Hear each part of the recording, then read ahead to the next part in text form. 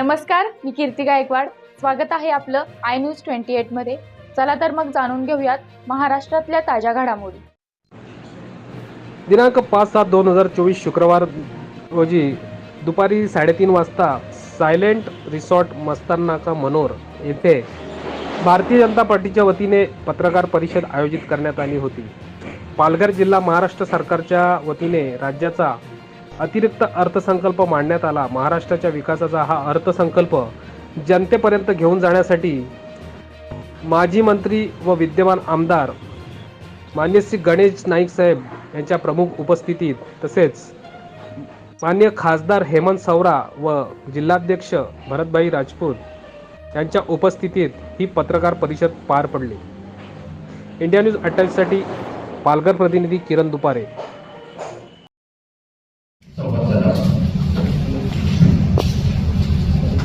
आजच्या या महाराष्ट्र विकासाच्या संदर्भात जनतेपर्यंत माहिती पोहोचवावी म्हणून भारतीय जनता पक्ष पालघर जिल्हा यांच्या माध्यमातून ही पत्रकार परिषद आयोजित करण्यात आली आहे.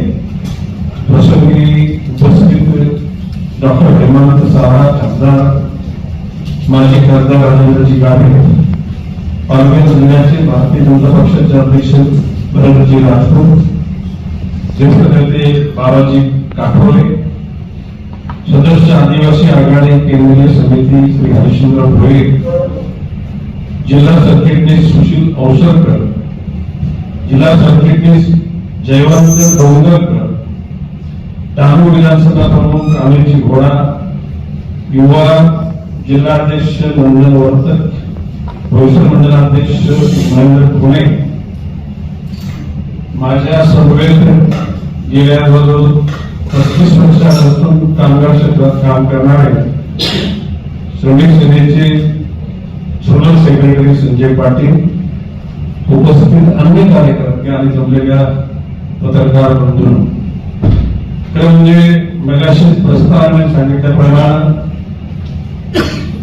या अर्थसंकल्पीय अधिवेशनामध्ये राज्य सरकारने पुण्यामुळे 1 लाख कोटी रुपयांचा हा अर्थसंकल्प सादर केलेला, ज्याच्यामध्ये युवक, महिला, शेतकरी, कामगार या सर्वांच्या भविष्य काळाकरता सर्व गोष्टींची जडणघडण या राज्याचे मुख्यमंत्री एकनाथ शिंदे, उपमुख्यमंत्री देवेंद्र फडणवीस आणि दुसरे उपमुख्यमंत्री अजितदादा पवार यांनी जो अजितदादा अर्थमंत्री म्हणून सादर केले त्याच्यामध्ये जनतेला दिलासा दिलेला आहे.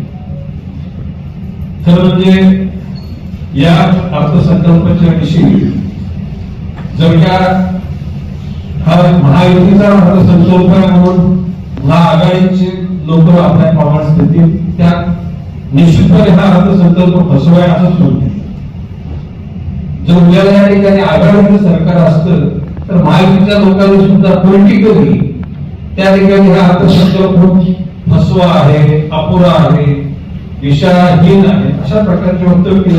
अशा प्रकारच्या चुकीच्या गोष्टी जनतेपर्यंत न जाता खऱ्या अर्थानं त्यामध्ये आपल्याला तथ्य जनतेपर्यंत जाऊन या उद्दिष्टानं आपल्याशी सुसंवाद साधण्याचा प्रयत्न केला. 2014च्या कालखंडात देशाचे पंतप्रधान नरेंद्रजी मोदी यांनी पहिल्यांदा जनतेला आवाहन केलं आणि ते देशाचे पंतप्रधान झाले. 19च्या कालखंडात दुसऱ्यांदा झाले आणि आता 2024च्या कालखंडात तिसऱ्यांदा झाले. एकूणच माननीय पंतप्रधान नरेंद्रजी मोदी यांचं चतुरस्र असलेलं नेतृत्व, ज्यामध्ये देशाचा दरारा जगाच्या पाठीवर दरारा आणि भीती एकामध्ये फरक आहे.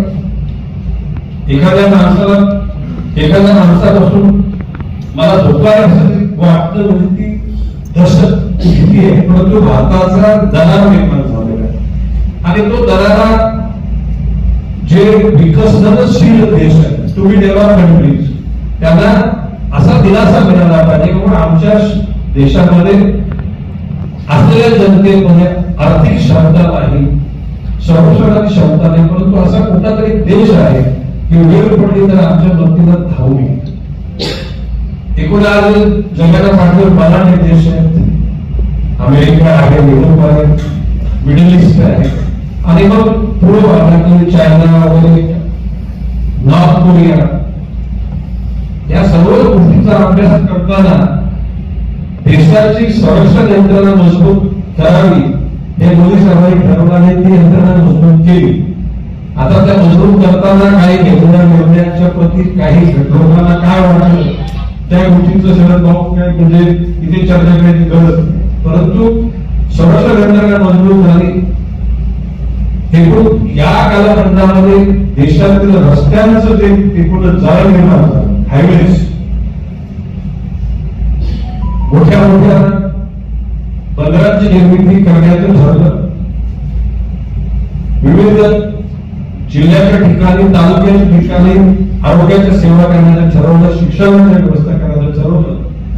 आणि प्रामुख्याने आता ह्या महाराष्ट्र राज्याच्या अर्थसंकल्पामध्ये 21 वर्ष ते 60 वर्ष वयोगटातील प्रत्येक मुलीला दर महिन्याला 1500 रुपये देण्याची जी योजना आहे, हा त्याच्यातला हायलाइट करण्याचा मुद्दा आहे.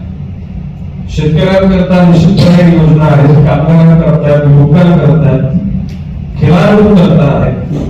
आणि हे राज्य माझं आहे, हा देश माझा आहे, या भावना मनामध्ये निर्माण व्हाव्या अशा विचारानं या ठिकाणी माननीय मुख्यमंत्री एकनाथ शिंदे, देवेंद्रजी फडणवीस, अजितदादा पवार यांच्या समवेत संपूर्ण सरकार म्हणजे भारतीय जनता पक्षाचे 105+10 अपक्ष, एकनाथ शिंदेचे 40+10 अपक्ष, अजितदादांचे 40, अशा प्रकारचा 200+ असलेल्या आमदारांचा हा संपूर्ण स्ट्रेंथ ही देव धर्म या सर्व गोष्टींचा साकल्याने विचार करून त्या ठिकाणी शेतकऱ्यांना आणि कष्टकऱ्यांना साधं जीवन त्या ठिकाणी निर्माण व्हावं यासाठी प्रयत्नशील आहे. त्याच्यामध्ये शेतकऱ्यांचे दुधाचे दर,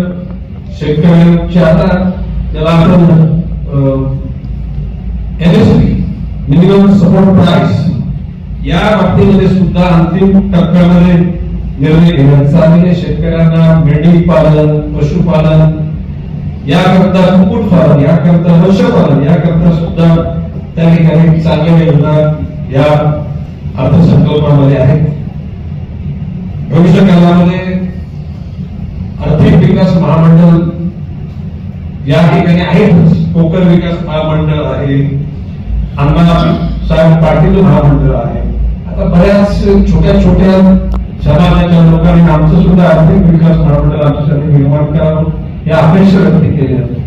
आदिवासी जर आपण शेड्यूल्ड ट्रायबल, शेड्यूल्ड कास्ट या लोकांकरता जिल्हा नियोजन समितीमध्ये स्पेशल त्या ठिकाणी वर्ग त्या ठिकाणी राज्य सरकारची तरतूदच असते, विच इज नॉट अवॉइडेबल, ती नाकारू शकत नाही. आणि अशा सगळा हा अर्थसंकल्प जनसामान्यांच्या जीवनाचा विकास करणारा होणारा, त्याकरता आपल्या माध्यमातून तो गावागावामध्ये, वाड्या वस्त्यांमध्ये पोहोचावा. आणि आता जर बघितलं तर भेटिंग करता जी योजना काढलेली आहे त्याच्याकरता गावागावात, वाड्या वस्त्यांवर फॉर्म भरण्याचं काम चालू आहे.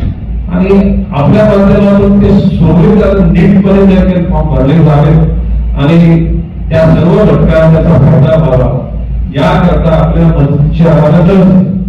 You are seeking your help point, आपल्या मदतीच्या आणि अपेक्षा व्यक्त करतो आणि तुम्ही ती मदत करा. त्या अनुषंगाने आपल्या जर मनामध्ये काही शंका असतील, कुशंका मी काही बोललेलं नाही, काय बोलू शंका, तर शंका तुम्ही विचारा, त्याचं समर्पक उत्तर निश्चितपणे देऊ. नमस्ते.